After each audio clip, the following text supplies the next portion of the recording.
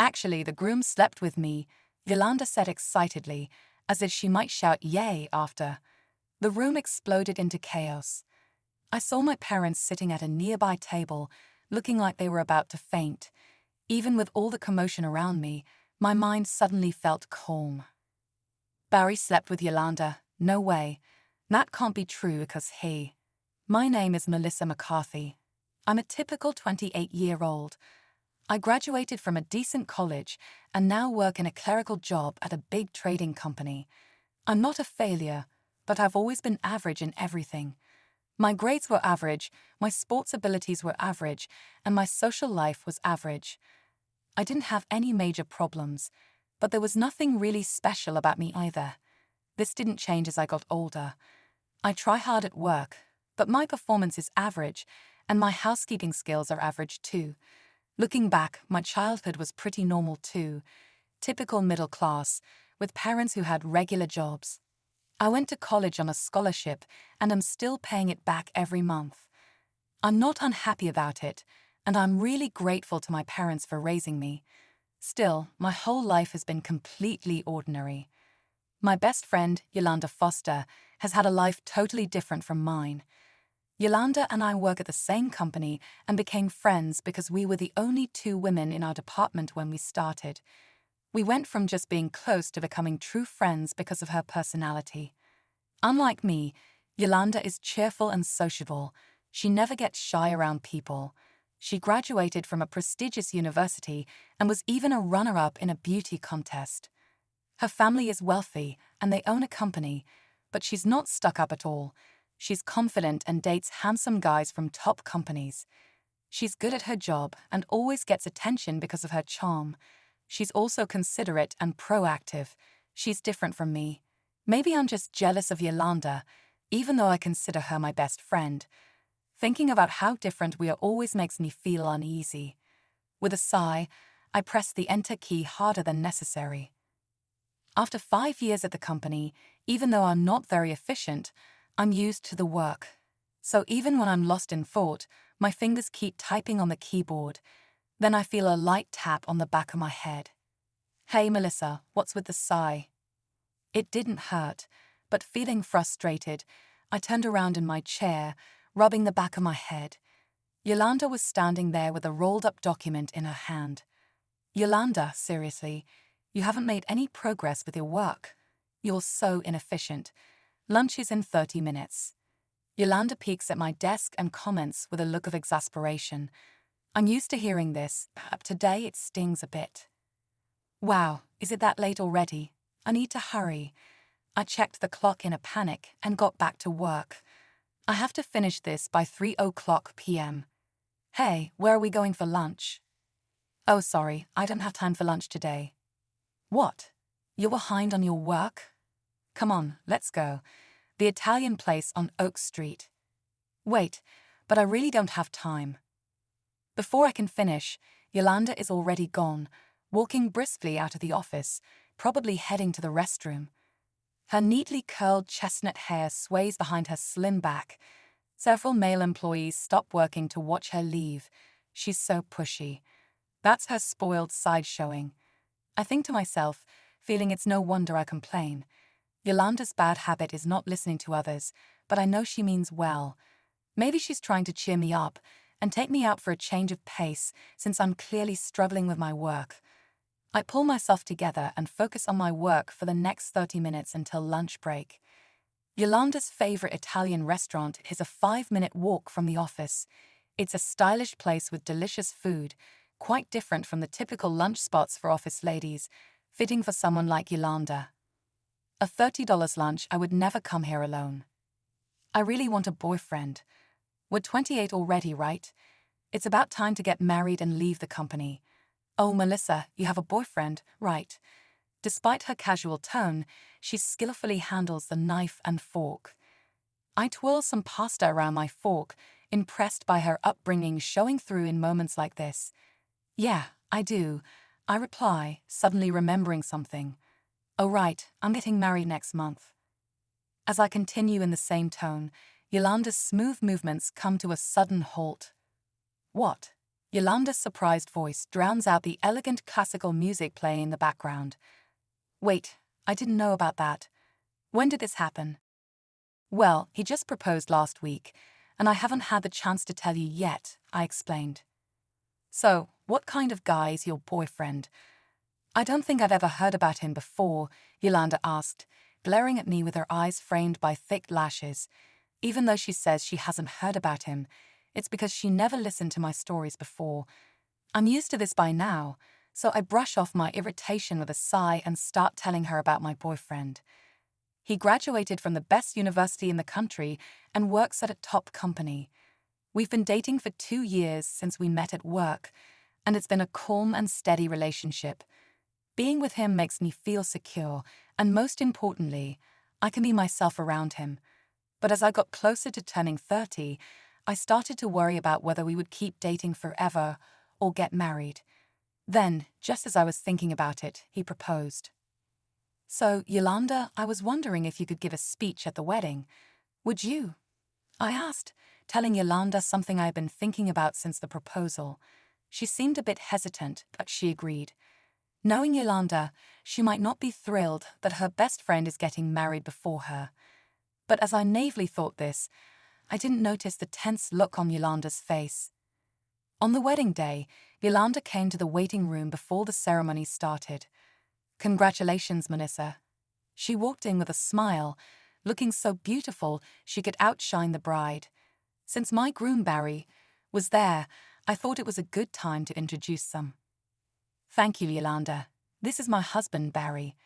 Barry, this is my best friend, Yolanda. Nice to meet you. I'm Barry Klein.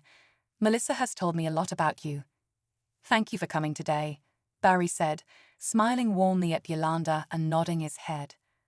Nice to meet you. I'm Yolanda Foster. Melissa, when did you catch such a handsome guy? She said in her usual tone, smiling back at Barry. I expected her to hang around and chat, but she left the room quickly. I felt uneasy about how she was acting. What's going on? Yolanda has been acting distant since I told her about the wedding. As I stared at the door Yolanda left through, lost in thought, Barry murmured, "What's up with her?" Huh. I looked up and saw him with a puzzled expression, his hand on his chin like he was thinking deeply. When I asked what was wrong, he said he also felt something was off with Yolanda. When she saw my face, she looked surprised for a moment. Have we met somewhere before? Even as he said that, he didn't seem to remember anything. Yolanda is a striking beauty, so it's unlikely he's confusing her with someone else. Though we both felt something was off, we couldn't find an answer, and the wedding reception began. The large venue was filled with round tables, and everyone, both familiar and unfamiliar, wore smiles. As I looked around the room from the head table, the reality of getting married slowly sank in. I had always thought I'd never get married, and I live an ordinary life, with ordinary day-to-day existence. I didn't know if not getting married was normal or not, but I had always imagined I'd live alone until I met Barry. The reception was going smoothly, and it was time for the friend's speech. I anxiously looked at Yolanda. She stood up gracefully and walked towards us, her heels clicking on the floor. Wow, she's gorgeous. Is she a celebrity? Among the whispers I heard, I felt proud of the compliments Yolanda was getting, instead of feeling inferior like I usually do. Today, I looked up at Yolanda as she stood at the microphone, feeling unusually calm. She looked even more beautiful than usual today. I hope she finds a good guy soon, though it might be hard for her to choose because she's so picky. As I was thinking that, she suddenly looked at me with a mischievous glint in her eye. Melissa, congratulations. I was debating whether to say this, but I don't want to hide anything from my best friend. I don't want it to come out after the wedding and cause trouble, so I'll say it now. With that introduction, Yolanda smiled brightly. The room started to buzz. My calm heart was suddenly thrown into chaos. What is she going to say? When I turned to look at Barry, he looked just as confused. Barry glanced at me as if he had no idea what was happening. In hindsight, I should have stopped Yolanda then. Actually, the groom slept with me. Yolanda said it with so much excitement that it sounded like she might say, "Yay." Afterward, the room went into chaos. I saw my parents at a nearby table looking like they were about to faint. Despite all the chaos around me, my mind became calm. Barry slept with Yolanda? No way. That can't be true because hey. Yolanda, what are you talking about? I asked. Sorry, you know I can't keep secrets. It's exactly what I said. We slept together, Yolanda replied. That's impossible, I said. Yolanda's beautiful face twisted into a mocking smile, and it was no longer beautiful at all. It's impossible because my husband, I'm gay, Barry said at the same time I did. The microphone picked up Yolanda's shocked voice. The room was in an uproar, and it was hard to tell who was saying what. Yolanda stood there stunned. The speech was no longer the focus. At that moment, the door swung open with a bang, and a man burst in. Barry, sorry I'm late. The man at the entrance looked exactly like the groom.